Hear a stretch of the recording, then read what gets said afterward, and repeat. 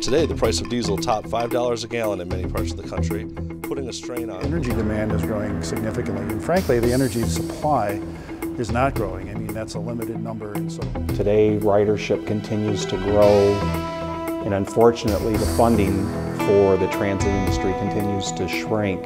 We really have to look at what technologies are out there that we can take advantage of that will help us control our costs. From a North American standpoint, you know, every time we buy a gallon of fuel, much of that money goes out of the economy, which doesn't do us much good. A Troy-based company will unveil the prototype of an ultra-lightweight bus next month. Fisher Coachworks will begin producing the buses So we're convinced that plug-in hybrids is happening. It's a thing of the future. It's just a matter of when and how fast.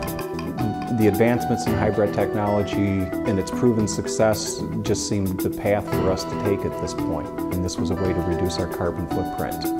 If you can implement a mass transit bus concept that A, uses less energy, B, addresses the demand for public transportation that's coming up, it's going to be a good idea, and I think there'll be a big demand for that, we believe.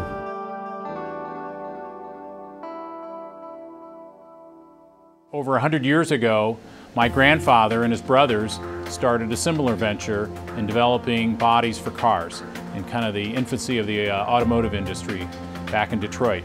About 3 years ago, I began seeing what I consider the most disruptive product technology that I've seen in all my travelings with all my customers. It's a lightweight mass transit bus. An existing diesel bus gets about 3 miles per gallon. Hybrids on the market today are getting between 4.5 and 5 miles per gallon, which is a nice increase, but really only a step change. Our simulations predict north of 10 miles per gallon. So when you look at the fuel cost over 15 years and the vehicle savings, it's substantial. And our price will come in similar to existing hybrids on the market today. That's one of the major unique features, I think, of the Fisher Coach. It's a completely integrated approach to a hybrid bus. The rest of them that we've seen are pretty much standard bus configurations that have been retrofit or modified for the plug-in hybrid or for the hybrid application. In talking to Bruce Emmons and some of the guys at Fisher Coachworks, you know, the modeling work that they've done using the GREET model from Argonne National Labs is projecting some very significant fuel economy increases. Well, we were able to achieve our fuel economy gains by starting with a very lightweight structure, which then allowed us to downsize batteries, propulsion system components, chassis components, and achieve a significant overall weight reduction, along with our hybrid system, which is capable of storing energy through regenerative braking. And when we put all those things together, we end up with a 100% improvement in our fuel economy. The overall engineering process consisted of developing early concepts, including finite element analysis, computer-aided design, computer-aided engineering. Those early concepts were continuously developed and improved over the course of the whole vehicle development until we ended up with a fully optimized structure. The key features of the body and the chassis structure are a monocoque box that allows us to build a very low floor vehicle with no frame underneath it. And that box is built of a very high strength form of stainless steel, so it allows us to take weight out of that monocoque structure.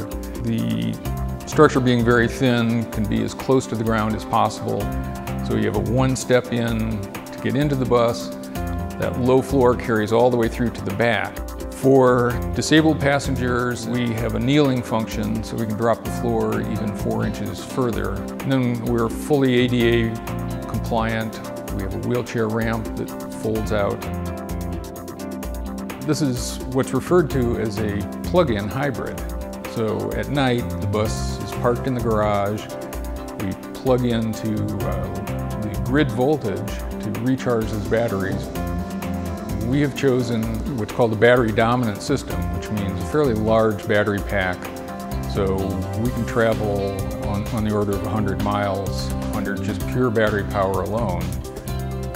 We will extend that by having a small diesel generator set that will continuously recharge the batteries and extend our range. This saves quite a bit of money because electricity is a lot less expensive than diesel fuel.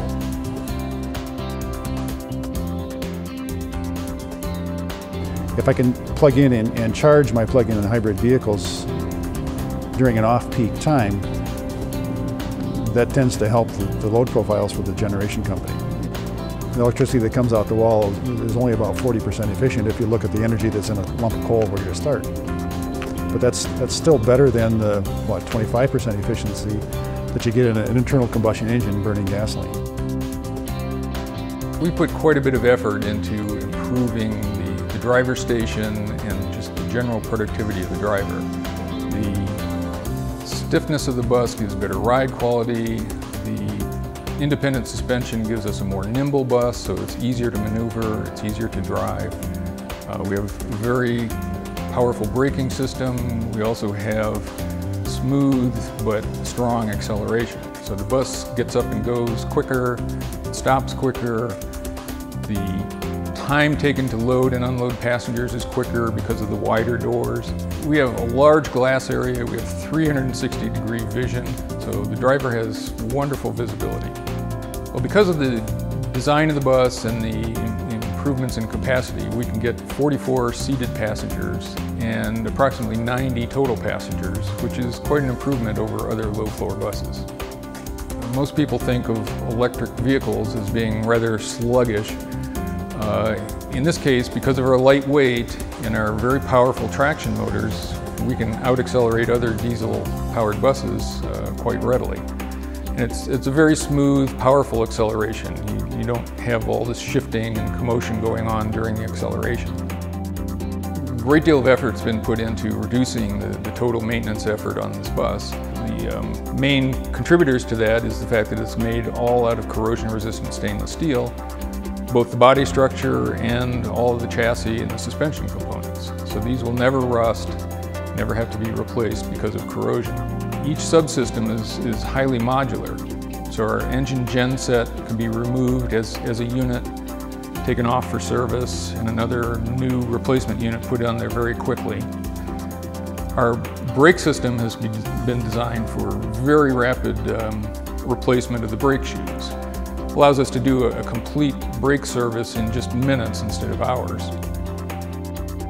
It certainly will have a longer life. Most buses are designed for a 12-year lifespan, but we have great confidence we'll eclipse that. Getting in it and feeling the maneuverability and the responsive performance of it, it's going to be quite an interesting vehicle. It's quite unprecedented. As the price of fuel increases, people are going to be looking more and more for public transportation. Demand for public transportation is going to increase. Fisher Coachworks is going to be right into the marketplace there where the growth demand is going to be big. Well, our goal long term is to replace our entire fleet with hybrids. We see it as an ability to help control our maintenance as well as our operational costs long term. The lighter, quieter, smoother ride and the anticipated 10 miles plus per gallon are just critical for the transit industry.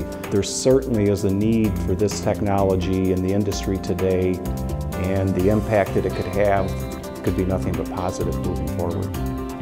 So if you're a bus operator, improved fuel economy obviously is a big deal. The Fisher Coachworks technology, plug-in hybrid, I think that feeds right into that, and it'll be a big advantage.